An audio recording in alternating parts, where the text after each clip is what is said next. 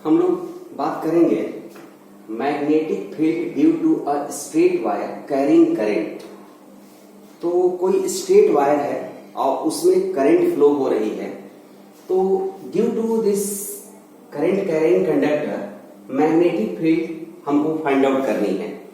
तो हम सपोज ये कर रहे हैं कि एक डिफरेंट लेंथ की हमारी वायर है, इसमें करंट की जो इंटेंसिटी है वो हमारी आई है, हमने सपोज किया, और इससे स्मॉल ए डिस्टेंस पर कोई पॉइंट पी है, और इस पॉइंट पर हमको जो है ड्यू टू एंटायर वायर हमको मैग्नेटिक फील्ड कैलकुलेट करना है। हमारे पास एक पैरामीटर एक जो टूल है वो है बायो-सेवर्ट लॉ। तो हम बायो-सेवर्ट लॉ को यूज करेंगे और इस पॉइंट पी पर टोटल मैग्नेटिक फील्ड इंडक्शन का कैलकुलेशन करेंगे। तो देखिए हम ये सपोज कर रहे हैं कि P से जो हमारी परपेंडिकुलर डिस्टेंस है वो हमारी जो है वो A है, जैसा कि हमने सपोज किया है, और करंट की इंटेंसिटी इसमें I है। तो फुट ऑफ परपेंडिकुलर जो N है उससे L डिस्टेंस पे, स्मॉल L डिस्टेंस पे एक हम करंट एलिमेंट IDL सपोज कर रहे हैं, और इस करंट एलिमेंट से यहां ये पॉइंट Q है, लेट अस सपोज, यहां से पॉइंट P की डिस्टेंस R है। तो due to small current element small magnetic field के लिए एक्सप्रेशन हम लोग बायो-सेवर्ट लॉ से लिखेंगे, और उसके बाद एंटायर वायर के लिए इंटीग्रेट करके नेट मैग्नेटिक फील्ड इंडक्शन का हम लोग कैलकुलेशन कर लेंगे। तो काम यही करना है। अब कैसे करना है आइए इसी पर फोकस करते हैं। तो सबसे पहले आइए थोड़ा सा डायरेक्शन भी क्लियर कर लिया जाए। तो स्ट्रेट वायर में करंट का डायरेक्शन जो है अपवर्ड है, तो ये हमारा थंब अगर करंट के डायरेक्शन में है तो हमारे फोर फिंगर्स जो कर्व फिंगर्स हैं वो मैग्नेटिक फील्ड के डायरेक्शन को रिप्रेजेंट करेगा। तो मैग्नेटिक फील्ड पॉइंट पी पर क्या होगा, इनवर्ट होगा। तो ये मैग्नेटिक फील्ड हमारा यहाँ पर इनवर्ट होगा। तो अब सारे जो कुछ भी पैरामीटर्स उसमें हैं वो सारी चीजें क्लियर हैं। ए परपेंडिकुलर डिस्टेंस है, आई करंट है, और आर डिस्टेंस क्यू से आर डिस्टेंस पर ये पॉइंट पी है। तो यहां पर देखिए, यहां small magnetic field due to small current element ये हमारा dV is equal to mu not upon 4 pi IDL sine theta upon R square. Theta angle between DL and R है, ये थीटा है, और R Q से point P की distance है, I current है। ठीक है, ये सारी चीजें क्लियर हो गई। अब देखिए यहां पर डिफरेंट रीजन में R की वैल्यू और थीटा की वैल्यू दोनों हमारे डिफरेंट होंगे। R और थीटा यहां पर दो वेरिएबल्स हैं हमारे, और DL ऑलरेडी एक वेरिएबल है, तो कुल मिलाकर के ये 3 वेरिएबल हो गया।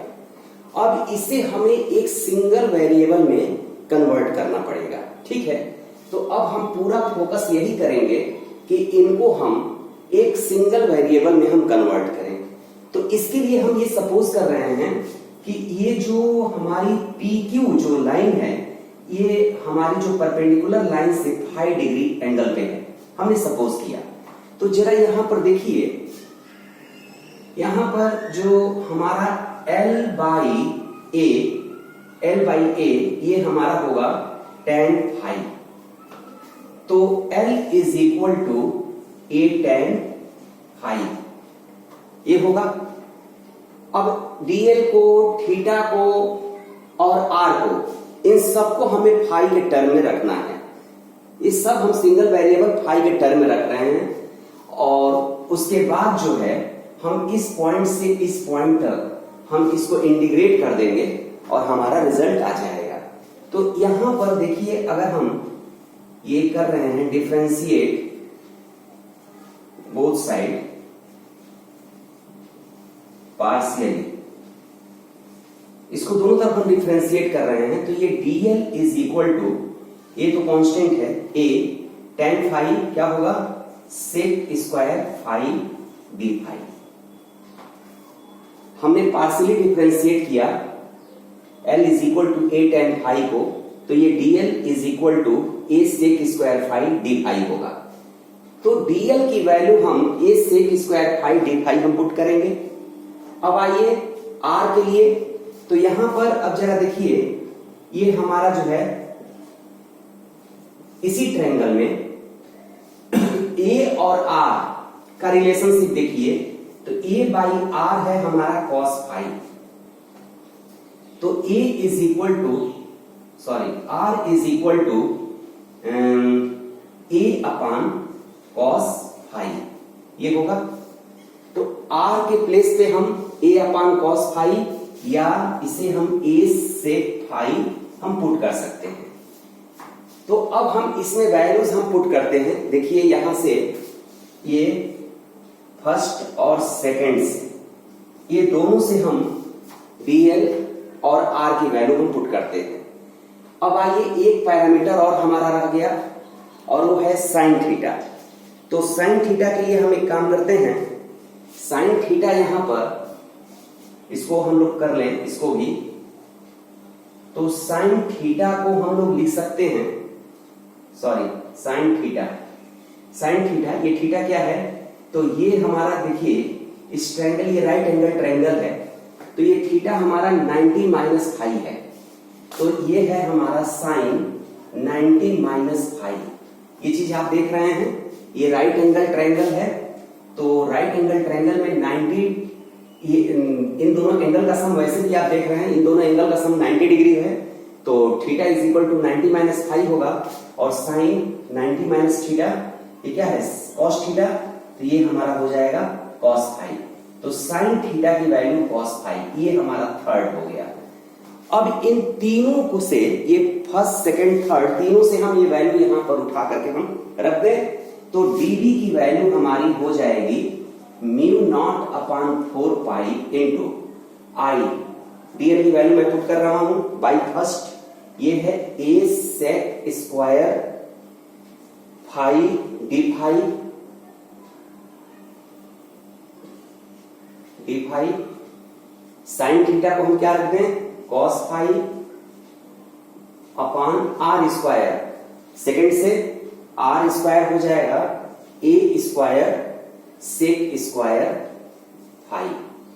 तो देखिए सेक स्क्वायर फाई से सेक स्क्वायर फाई कैंसिल हो जाएगा और एक ए से एक ए भी कैंसिल होगा, तो ये हो जाएगा dv is equal to mu not upon 4 pi into I by A cos phi D phi. तो अब ये सिंगल वेरिएबल में कन्वर्ट हो गया फाई। तो अब जो है net magnetic field due to entire wire, ये हमारा B इज इक्वल टू हो जाएगा, इंटीग्रेट कर दें इस इक्वेशन को, तो ये हमारा हो जाएगा mu not upon 4 pi I by A cos phi D phi.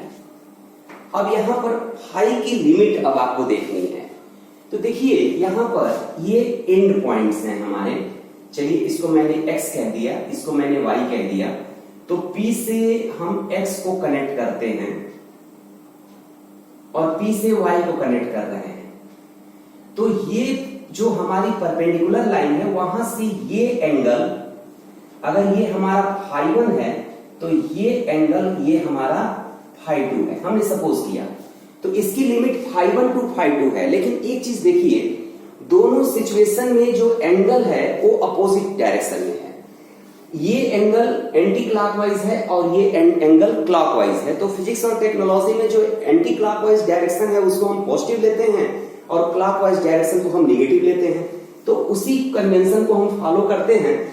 तो यहां पर ये हमारा फाई 1 जो होगा ये हमारा पॉजिटिव होगा और फाई 2 जो होगा ये हमारा नेगेटिव होगा, फाई 2 क्लॉकवाइज डायरेक्शन है। अब इसको हमें क्या करना है, सिंप्लीफाई करना है, तो mu not upon 4 pi I by A, ये हमारे कांस्टेंट टर्म्स हैं, ये बाहर आ जाएंगे, तो mu not upon 4 pi into I by A और cos phi D phi from phi 1 to minus phi 2, ये हमको करना है। और कॉस फाई का जो इंटीग्रेशन, देखिए कॉस फाई का इंटीग्रेशन क्या होता है, साइन फाई, तो ये हमारा हो जाएगा mu not upon 4 pi I by A sine phi from phi 1 to minus phi 2। अब हम वैल्यू पुट करें तो ये हमारा होगा mu not upon 4 pi I by A sine minus phi 2 minus sine phi 1 और साइन माइनस थीटा, ये हमारे फोर्थ कोऑर्डिनेट में आएगा। तो ASTC रूल को फॉलो करिए, आपको पता है ASTC all sine tan cos. तो इसमें तो कॉस और हमारा उसका रेसिप्रोकल सेक यही पॉजिटिव है, तो कुल मिलाकर के ये निगेटिव हो जाएगा। तो ये हमारी वैल्यू हो जाएगी minus mu not upon 4 pi I by A. देखिए minus sine phi 2 minus sine phi 1, minus हमने कॉमन ले लिया तो ये हो गया sine phi 2 plus sine phi 1। तो अब एक चीज देखिए, यहां पर जो निगेटिव साइन था वो कैलकुलेशन की वजह से है।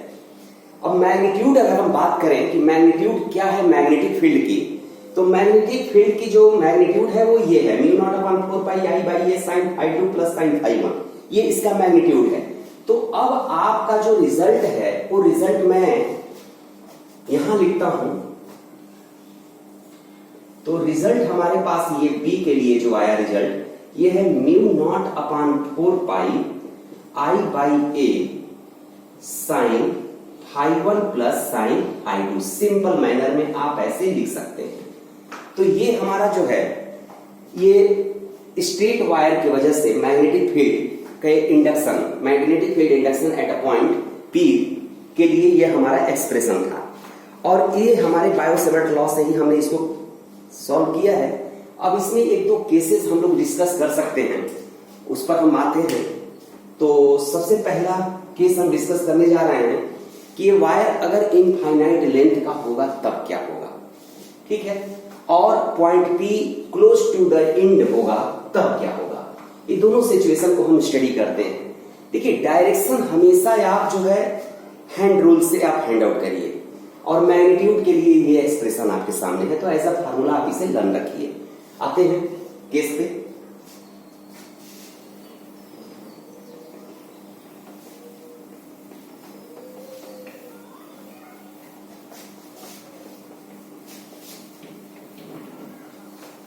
तो फर्स्ट केस हमारा है if wire is of infinite length. अब यहां पर एक बात समझ लीजिए, इनफाइनाइट लेंथ का यहां पर क्या मीनिंग है। इनफाइनाइट लेंथ की मीनिंग यहां पर यह है कि point P must be in middle region close to the wire, ये मीनिंग है। इस पॉइंट पी की अगर वायर से डिस्टेंस अगर उसके पूरे लेंथ के रिस्पेक्ट में नेग्लिजिबल है और पॉइंट पी अगर वायर के मिडिल रीजन में है, तो हमारा जो है इस पॉइंट पी के रिस्पेक्ट में इस वायर के लेंथ को हम इनफाइनाइट सपोज कर सकते हैं। फर्स्ट थिंग, तो यहां पर अब ये चीज देखिए कि अगर ये हमारा पॉइंट पी अगर क्लोज टू द वायर है और ऐसे सिचुएशन में अगर हम फुट ऑफ द परपेंडिकुलर से ये फाई 1 और फाई 2 को जरा चेक करें तो देखिए ये एंगल फाई 1 है और ये एंगल हमारा फाई 2 है। तो फाई 1 ये वायर जैसे जैसे लॉन्ग होता जाएगा ये फाई 1 की value close to the 90 degree. कहने का मतलब ये है कि इसमें limiting value phi 1 and phi 2 ये दोनों जो है टेंडिंग टू क्या होगा पाई बाई 2 और 90 डिग्री हो जाएगा। दोनों की वैल्यू जो होगी ये हमारी लिमिटिंग वैल्यू ये हमारी 90 डिग्री हो जाएगी। तो इस सिचुएशन में फार्मूला हमारे पास है since b is equal to mu not upon 4 pi I by A sine phi 1 plus sine phi 2। तो फाई 1 और फाई 2 की वैल्यू हम पाई बाई 2 पुट करें तो साइन 90 की वैल्यू हमारी 1 होती है, तो 1 प्लस 1 2 हो जाएगा। तो ऐसे सिचुएशन में b की वैल्यू हो जाएगी mu not upon 4 pi 2 I by A. ये बहुत ही इंपॉर्टेंट रिलेशन है। तो अगर वायर हमारी इनफाइनाइट लेंथ की है तो ऐसे सिचुएशन में ये हमारा formula mu not upon 4 pi 2i by A होगा। दूसरा केस हम स्टडी करते हैं कि अगर ये हमारा पॉइंट P अगर ये हमारे एंड पॉइंट के क्लोज हो, तो देखिए जैसे मान लीजिए ये वायर है हमारा, सपोज दैट, और पॉइंट P की पोजीशन ये है, क्लोज टू द एंड है, ठीक है। तो यहां पर ये हमारा एंगल का जो टर्म है ये φ1 और ये φ1 है और ये φ2 है। तो ऐसे सिचुएशन में देखिए P जब close to the end point होगा तो φ1 जो होगा ये हमारा टेंडिंग टू 0 होगा और जो φ2 होगा ये टेंडिंग टू 90 डिग्री होगा। तो अब सेम फार्मूला में हम अगर ये वैल्यू पुट करते हैं तो B is equal to mu not upon 4 pi I by A sine φ1, तो φ1 0 और साइन φ2 90 डिग्री, साइन 0 0 साइन 90 1, तो B की वैल्यू हो जाएगी mu not upon 4 pi I by A. तो इससे क्या रिजल्ट है? रिजल्ट ये है कि एंड पॉइंट पर जो मैग्नेटिक फील्ड है वो हमारे मिडिल रीजन में जो मैग्नेटिक फील्ड है उसका क्या है? हाफ है, ठीक है। तो ये दोनों केसेस थे इसी से रिलेटेड। Thank you.